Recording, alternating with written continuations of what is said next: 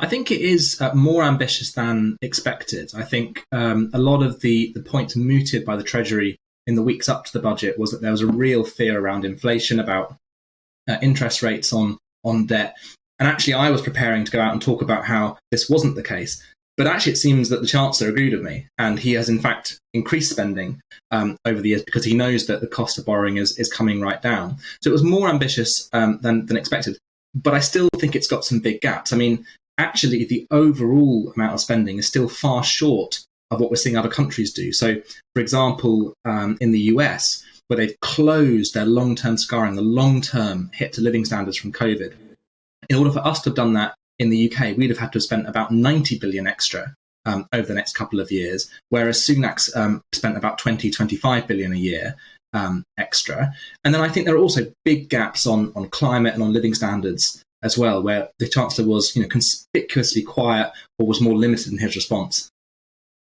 Given we've just come out of a pandemic and these have been very unprecedented times and he's had to spend big, I think most people in the public would understand why. Do you think he's been rather lucky as a Chancellor in a sense that actually facing a crisis like that has sort of helped him rise to prominence, and because we were all so much in his hands and he was the person, instructing, organising furlough and so on and so forth, has that sort of helped him with his popularity, do you think? I think potentially yes. I think he's been fortunate that the exceptionality of the times has meant that his constraints are off. People don't quite know what to compare him to.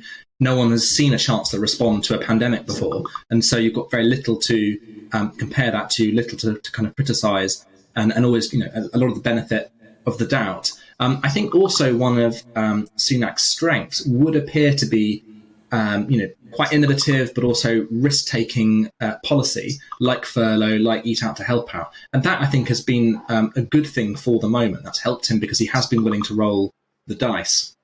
I think the other element is that some of his biggest weaknesses, in terms of what I would argue, some of his, his key judgments over some of the key economic dynamics. So, for example, through the pandemic, there was a constant question over, public health versus the economy. And actually, a lot of the experts were saying there is no trade-off here.